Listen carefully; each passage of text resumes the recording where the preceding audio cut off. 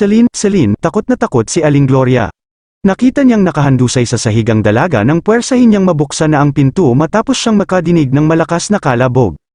"Ma'am, sir, si Celine, sigaw nito sa ituktok ng hagdanan. Natigil ang pagkain ng mga magulang ni Celine, mabilis na tumakbo ang mga ito patungo sa ikalawang palapag. Sumunod sina Andeng at Kathy, nakita nila si Celine sa sahig, halos wala itong malay, malamig ang mga palad. Celine, anak, sobrang nababahala si Bettina. Ang medicine, kunin mo ang kanyang medicine." Natataranta si Andeng nang damputin ang mga bag ni Celine. Hindi niya alam kung saan yun hahanapin, at di niya alam kung anong gamot yun. Akin na yan, kinuha ni Rudy ang maliit na bag ni Celine, ibinuhos lahat sa sahigang laman, at kumalat ang mga botelya at iba't ibang mga gamot. Isa ang kinuha, sa sandaling iyon nakasunod si Mang Deroy, maagap itong nakapagdala ng isang basong tubig, at napainom nila ng gamot si Celine. Umungol ang dalaga, ipinipilig ang kanyang ulo, natauhan na siya, tuwa ng matandang yaya. Tinulungan nila ang dalaga para makahiga sa kanyang kama, pero nakikita pa rin sa anyo nito ang pamumutla, panlalamig at mabilis na tibok ng puso. "Manang Gloria, dalhan niyo na lang siya ng pagkain dito, sisiguro'y sobra siyang napagod sa biyahe, hayaan nating siyang mapahinga." Oo, Bettina, sa kahinarap nito ang pamangkin, "Andeng, mauna ka na sa kusina, dali." Sumunod sa mga katulong si Kathy para ituloy ang pagkain nito, samantalang naiwan ang mag-asawa sa silid ng anak, alumpihit si Bettina. "Tatama bang isinama natin siya pabalik dito? Hindi ba dapat iniwan na lang natin siya sa States, kina mama?" Tumayo si Rudy mula sa pagkakaupo sa tabi ng kama ni Celine, nagngangalit ang mga bagang, "Hindi ko iiwan ang anak ko sa kanila." Nakipagsabuatan si Mama kina Rodora at Stephen para mabankrupt ang negosyo natin doon. "Naroon ako, nagawa nila yon, paano pa sa anak ko?"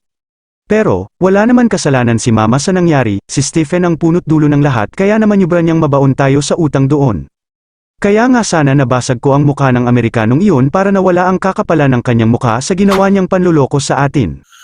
Nasa loob na ng kanilang silid ang mag-asawa, unang gabi nila sa kanilang lumang bahay, nakapikit ang mga mata ni Rudy pero hindi siya dalawin ng antok.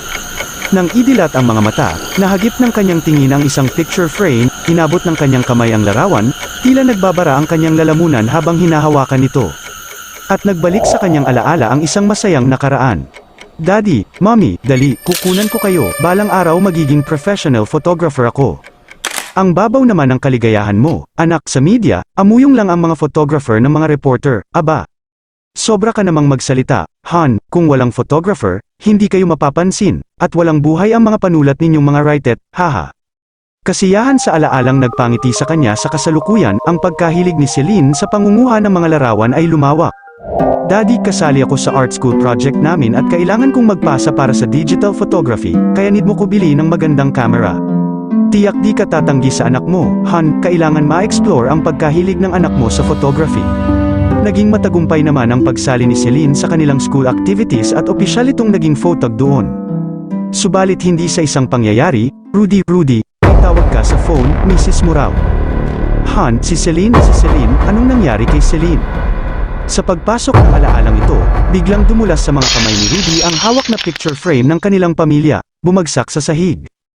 "Rudy, Han," namumutla si Rudy, binalot ng matinding pangamba at pagkagalit ang kanyang dibdib, dinampot ni Bettina ang nabasag na kwadro sa sahig.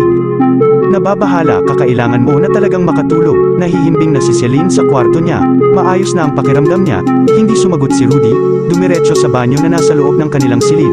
Ilang beses hinilamusan ng tubig ang kanyang mukha, may pilit nagsusumigaw sa kanyang utak, isang pangyayaring nagpayanig sa kanilang masaya at tahimik na pamilya.